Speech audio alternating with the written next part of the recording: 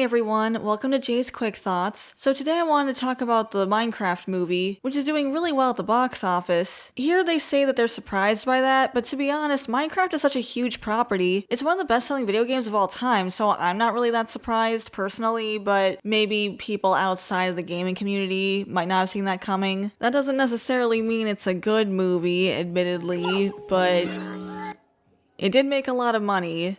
Personally, I would have preferred if they had just stuck with the classic Minecraft look instead of using like realistic textures and then live action actors. Like those fan-made trailers looked amazing, but instead this kind of looks like nightmare fuel. I don't know if this is a hot take, but I honestly think that the CGI here doesn't look that much better than the dwarves from Snow White. But yeah, that's my hot take for the Minecraft movie. But anyway, back to the article. So here it says weekend ticket sales will total 157 million, analysts said, nearly double the expected amount, ending a Hollywood dry spell. And to be fair, video game movies have been doing really well lately, which I'm actually really happy to see. I just wish that Minecraft had been better, like the Mario movie or Sonic, especially 3. At least Minecraft did seem like the people behind it were fans of the property. There was a lot of lore drops and they were going out of their way to put Easter eggs into it, like the Technoblade reference, which I thought was really cool. Technoblade was a prominent creator in the Minecraft space who unfortunately passed away, and it was actually on request from one of the actors to put a reference to him in, which was really sweet, and also I appreciate that they at least seemed like they were fans of the property, even if the humor and the plot skewed kind of younger. Like, this is clearly made for young kids. But anyway, let's get into it. There are no fail-safe formulas in Hollywood, but this one comes close. Take an established yet underexploited, that we can then exploit, cultural property, preferably one that stirs strong feelings of nostalgia among young adults, and adds stars playing to type, abundant visual effects, and a savvy marketing campaign that makes core fans feel appreciated. And I think that's obviously been Hollywood's MO for quite a while now, with remakes and sequels and adapting properties specifically for profit, which is understandable considering the fact that these are big companies that want to make money. It's just that, you know, they do have a habit of running these properties into the ground and then fans don't feel very appreciated anymore. Because I'm all for, you know, if there's a market for something and you deliver with a movie that's really well crafted and respectful to the source material, I think that's great. It's just that it's just that Hollywood does have a track record of becoming very corporate with the way they handle these movies, or they mismanage them, or they get really sloppy. And the thing about the Minecraft movie, the fact that it did make so much money, you know that we're gonna get more of these, and I really hope that they can improve with each installment the way Sonic did. Like it says here, it's difficult to pull off, but Legendary Entertainment has done it repeatedly. The most recent example came over the weekend with a Minecraft movie, which was made in partnership with Warner Brothers. The film sold an astounding 150 million, which we just talked about. I don't know why they're repeating themselves, from Friday through Sunday, according to box office analysts. Citing advanced ticket sales as surveys attract consumer interest, analysts have projected a domestic opening weekend closer to 80 million. That's an absolute blast to see moviegoers around the world coming together to celebrate their love for Minecraft. Mike DeLuca and Pam Abdi, co-chairs of Warner Brothers Motion Picture Group, said in a statement. Anyway, it then goes on to talk about some basic facts about the film and its production, but what I'm more interested in is pretty much down here. Hollywood in general, and Warner Brothers in particular, badly needed a hit. Box office revenue in the United States and Canada fell 11% for the first 3 months of this year, compared with the same period in 2024, from Disney and Mickey 17 from Warner Brothers. There were also other underperformers, including a pair of low-budget duds from the once unstoppable Blumhouse Horror Studio.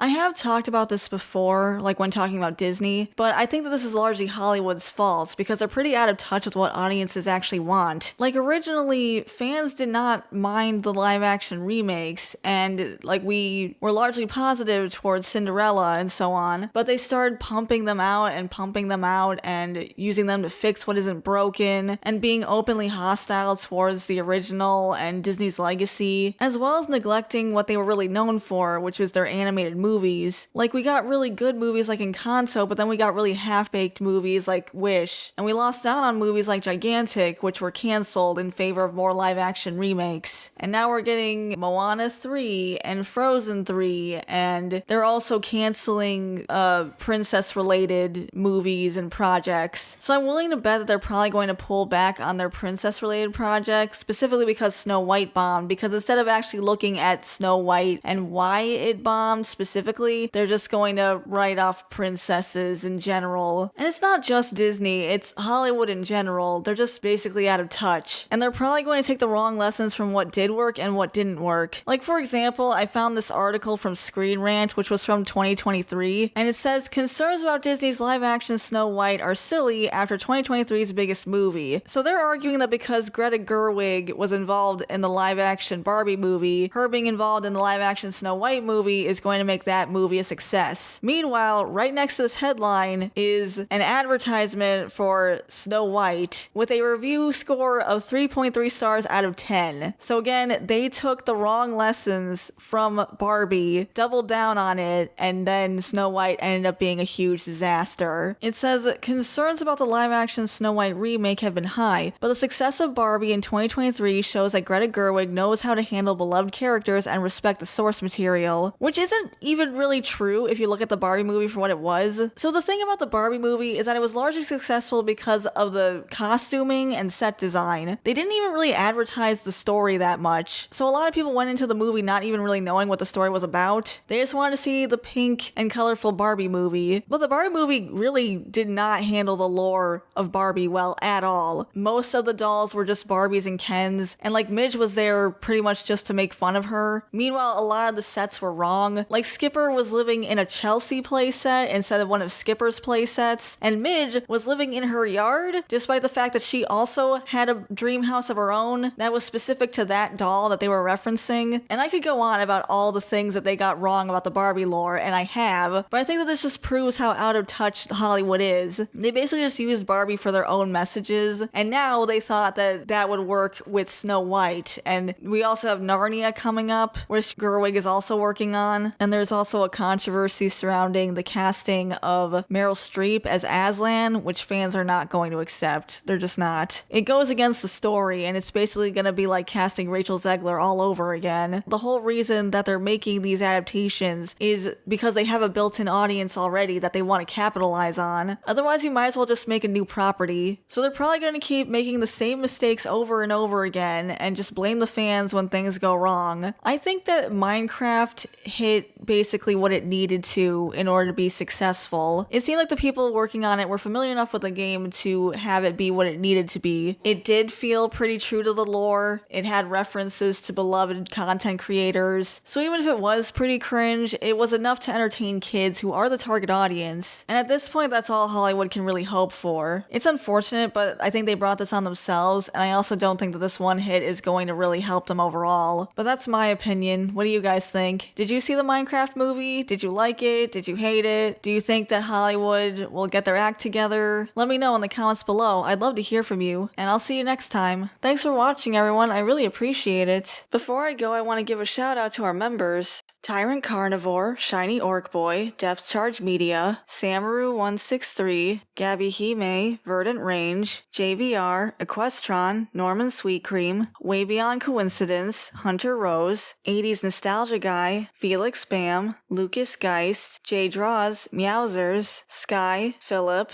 Isaac Martinez, Garcia XV Legend, Tobias Weller, Bandito Bane, Mac B909, Dakari the Professor, Todd McCaffrey, Omni Fair, General Bolivar, Cavalcoj, Strider Exile, Phil C, Killer Bomb, Slawa Saporiguez, Entwined Boot 301, Griffin of Might, Frankie Camarillo, Datadine Executive, Crimson Phantom, Jin the Goblin, Papa Hud 69, The Gengar King, and Daunter. Thank you for the support, and if you want to become a member, you can hit the join button next to the subscribe button. We also have Buy Me Coffee if you want to support us that way. And if you enjoyed the video, leave a like and subscribe to the channel, and that part's free. Thanks again for watching, and I'll see you all next time. Bye for now.